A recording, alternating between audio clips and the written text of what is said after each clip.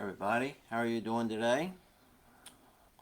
The Lord's Day, so let's get excited about that. Make sure we attend the services and help our brethren get to heaven. The lesson today is going to be something called Where Did the Good Guys Go? Alright, once upon a time, not too long ago, because let's face it, I remember these things, and good guys started to disappear from our society. And all through my youth into adulthood, I was taught to cherish these guys and to follow their guidance and instructions. And these guys were appreciated, applauded, encouraged, promoted, cherished, and were known as friends of God. And I want to tell you about three of those friends of God. You know, it used to be the good guys. You could tell those. My daddy's generation. Any cowboy actor that wore a white hat was a good guy. People who wore the black hat were bad guys, and that's how it was portrayed. But I want to tell you about three friends of God that really seem to have disappeared over the years. You know, in our cultures and in the culture that we live in, the good guys are portrayed as evil and bad guys are portrayed as good. And that should remind you of a passage in Isaiah. All right, so three of these guys that we talk about. The first guy we want to talk about, who seems to have disappeared, is respect. And this is a quality that should be taught to every child and responsible person alive. We need to respect our elders. We need to respect each other.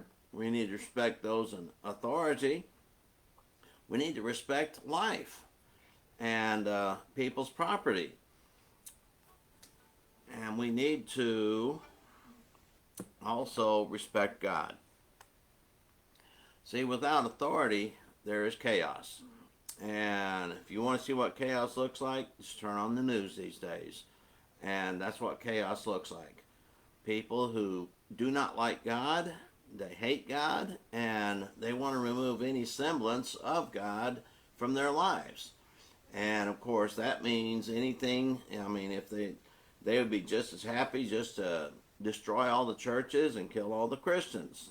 They would feel really good about that. See, so we have chaos going on in our world right now. And we were taught to respect the law and those who enforce it. And more, even the lawmakers, even those who are in positions of authority, they choose which laws they're going to follow and which ones they're going to ignore. And it doesn't matter if there's a law in the books, if some sort of popular opinion tells them otherwise, that's the direction they're going to go. Or whoever they think will vote for them, that's the direction they want to go. So we need to enforce the law. The laws that are on the books, if we started doing that, we could get rid of a lot of bad apples in our society. And so we were also taught to respect our elders and be polite with words such as yes, sir, and yes, ma'am, no, sir, no, ma'am, thank you, and have a good day, and other such phrases of respect. See, we were taught to listen to our teachers and our principals, and later we were taught to respect our bosses and those who provided jobs for us to take care of our family obligations.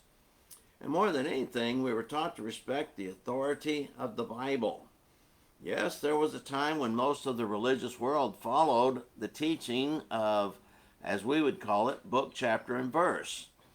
And they would teach what God's Word taught. But then several generations ago, they decided, well, that's not very popular. We will teach another doctrine. And it's a perversion of God's doctrine, and that doctrine will never get anybody to heaven. Okay, so that was respect. Another friend of God is compassion. And we used to come to the aid of others when there was trouble. Okay, now we pull out our phones and tablets and video the situation without offering any assistance. Or if that's the way it appears in our world today. when something bad starts happening, yeah, there's social media and there's hundreds, if not thousands, of cameras going off. But it's these sad cases where they pull somebody out of a car and just start beating them senseless and sometimes even lifeless, and nobody jumps in to protect that person. But oh yeah, they want to film it. That's what they do. And so there's many videos that demonstrate a lack of compassion for others. And then, of course, just like I may have seen a video like of the little child getting hit by a truck. The truck stopped for a second, then just kept going. Several vehicles passed the little child, and one even drove over the legs of the child. A few people slowed down to look, but none got out of their vehicle to render aid. And that was just sad. Finally, a woman came across the street and pulled the child out of the middle of the street and put her on the side of the road. Then she walked away on her way. I mean, no compassion anywhere there. And one of the problems in this world is that most people are so wrapped up in their own little world, they do not have time to consider anybody else. And then, of course, they hear the stories about if you stop to help somebody and they beat you up and take your things. And so people are afraid. This fear has seized upon people. And so, really, they only pay attention to others if it's to their advantage. And so thousands of people are dying at the hands of extremists around the world, and little is done to stop the carnage. There's genocide taking place. Somewhere in this world right now, there are people just eliminating people for the sake of doing so. And it's happening. May not be happening in this country, but it is happening elsewhere. And of course, we don't need to talk about the carnage of abortion. I mean, that's just so sad, and God does not like it. And you just have to wonder how long God's going to put up with that. That leads us to our next friend that we are missing, a friend of God, is morality. Yeah, sin has always been around, and people who sin have done the same sins since time began. They've been doing it. There's really nothing new under the sun. Sin is sin, and it's a violation of God's law. But yet it used to be there used to be a general sense of morality in our nation. And it really wasn't that long ago that maybe a divorce was a cause of shame to both parties. If they couldn't work things out, I mean, carrying the stigma of being a divorcee was very shameful, but not anymore. And of course, we know people used to have things called wardrobe malfunctions. Yes, they were embarrassed about that. Now the stars and the actors, they want to make sure they have a wardrobe malfunction and make sure there's plenty of pictures to catch it. I mean, they really do things like that. And so these same sins that were avoided many years ago because they were not morally right in the eyes of society, guess what? They're promoted these days. See, this tells us a lot about our current society where immorality is glorified and promoted and morality is looked down upon. You know, Isaiah 5:20, mentioned this before. Woe to those who call evil good and good evil. And yes, these people are going to have to face God in judgment.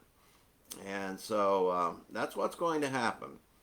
See, all these three that we mentioned, they're friends of God. And when our society began to remove God, basically these friends of his went with them. And sadly, very few people hold on to these friends and promote them. Mostly you'll find it's the elderly and those who grew up in Christian homes, that they might have these friends with them. But for the most of this world, they've removed God, they've removed respect, compassion, and morality. And so we see what we're stuck with. We see what's left. And believe me, it's not a pretty picture. Some people think, oh yeah, this is great. No God around, so I can do what I want. Guess what? Those of us who know the Bible understand there's a judgment day coming. and they will give an account of themselves, and the result will not be good. So, what do we do about it? Until we get more people involved to invite God back into their life and our society, see, these friends of God and humanity will continue to dwindle in effectiveness and popularity. So bring God back before it's too late. The friends of God will soon follow, and humanity will be much better off. We know that's the case. We know that's true. But like I say, the way things are going now, it's bad, it is getting worse, and it's going to be even worse than that. And so to be a strong, faithful Christian is really going to be a challenge. You think it's been a challenge up to now, just wait, and you'll see the challenge that is yet to come. You know, for years I was thinking that maybe I would probably be long in the grave before some of these things would happen, but before my eyes, in just the past few years, the immorality has just blossomed and flourished like a mushroom. It's just gone up just overnight, seems like. And of course, that's what's promoted in our world. Immorality is promoted, and anything concerning morality is looked down upon and cast aspersions upon. So think about these things, folks. I mean, this is something we need to do. If you go to church, pray about these things. Pray for our society, and pray for our congregation, that we all be strong, and resolve your congregation to work together to keep you doing those things which are good and not doing those things which are evil. Okay, that's our lesson for today.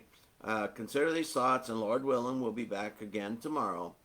So y'all have a good day now. Bye-bye.